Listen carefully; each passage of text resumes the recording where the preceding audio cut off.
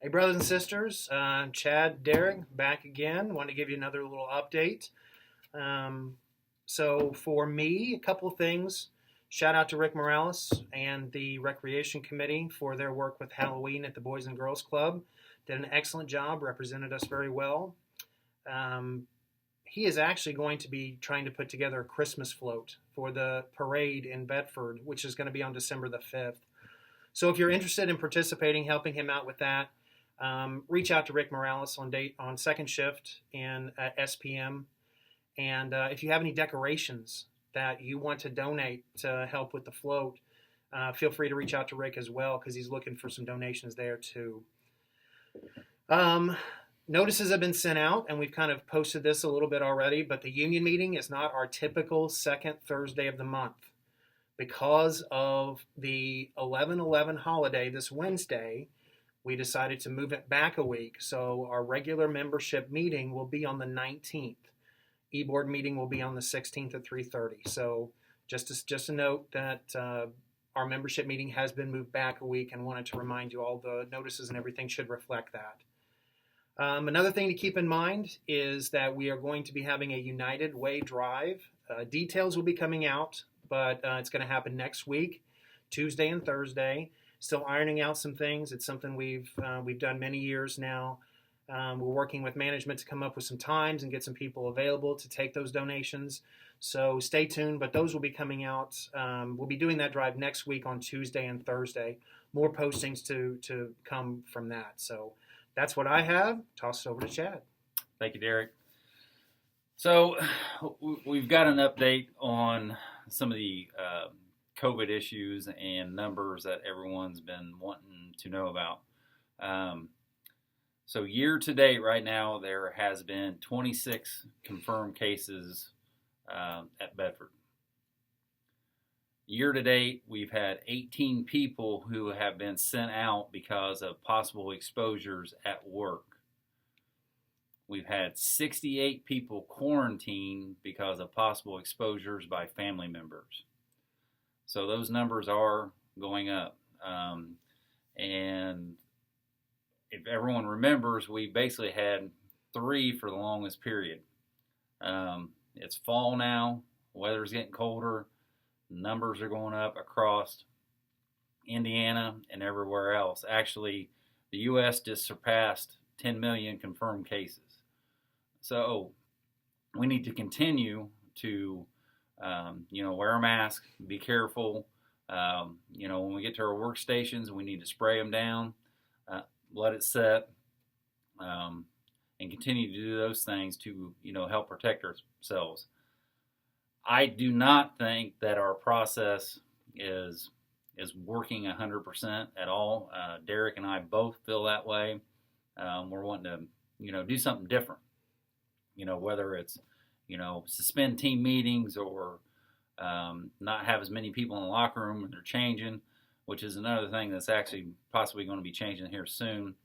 The SPM locker room is supposed to be opening soon, which that was supposed to happen a month ago, a little over a month ago. But I was just told that the turnstiles are close to being opened. They've actually tested those today. They were working. So hopefully that will help cut down with the amount of traffic in the locker rooms to where there's not as many people on top of each other. Some other news that was put out was there's a vaccine that's been through one round of trials that's been showed 90% effective. So that's positive. Hopefully that'll continue to move in the right direction where there will be a vaccine out sooner versus later, which will in turn start the next round of what are we going to do. But that's moving in a positive direction. Another thing I want to touch on is contact tracing and how they're doing it. So there's been a lot of questions about that. So whenever an employee tests positive for COVID, they need to contact medical, let them know they're positive, and they're going to ask them who they've been in contact with, close contact. And they're going to give a list of names, and then they're going to basically contact those employees. Now, if you are in close contact, what that means is less than 6 feet. If you have a mask on, it's less than 6 feet for an hour. If you do not have a mask on, it's 15 minutes. Now, if you answer, yeah, I didn't have a mask on for 15 minutes, they're all wanting to know why. Why did you not have a mask on? So, really, the 15-minute thing shouldn't be applying because that's going to be, they're going to say, we got you. So please, have your mask on, but those are the questions that are going to be asked during contact tracing.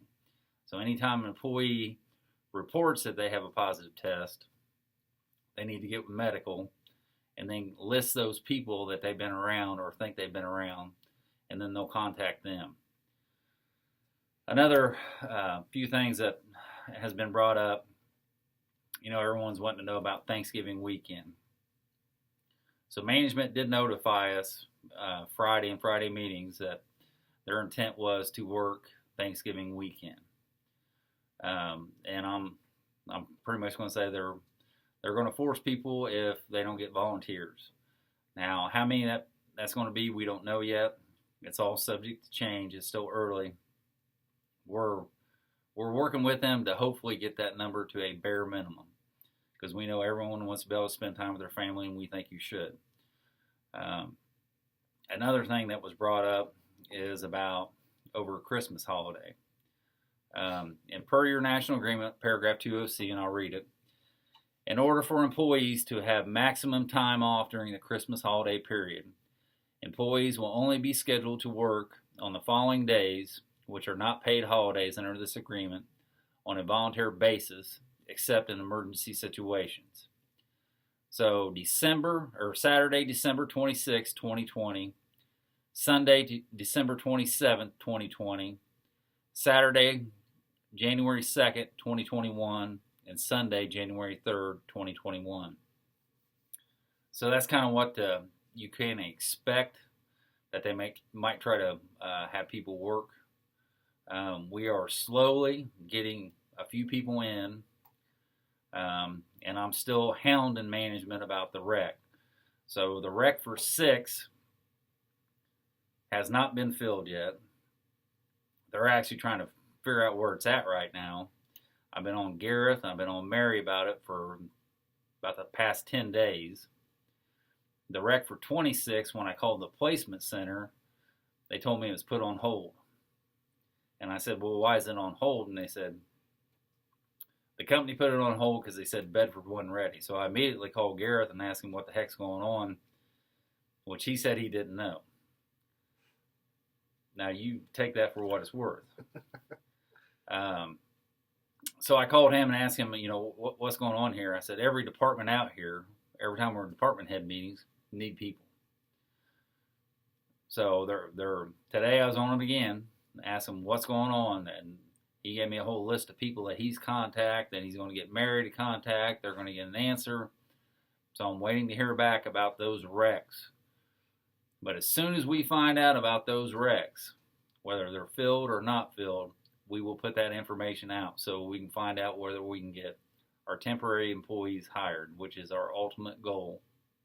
And hopefully that happens very soon, because we need people in all areas of this plant. We actually shut Spring Hill down last week. I'm sure some of you probably know it. So we're still struggling in some areas, but we need people. If we don't have people, we can't produce parts. And the amount of sales that General Motors is doing right now is crazy. So hopefully we will get those folks here before long, either whether it's going to be Appendix A transfers or whether we're going to be able to convert temps. Either way, we need folks. And then if we convert temps, then we're going to have to backfill those positions. And they're in the process right now testing more people to fill those pools to be able to draw from. So as soon as we have that information, we will share it with the membership. That's all I have. I'm good. All right. Peace Stay out. safe.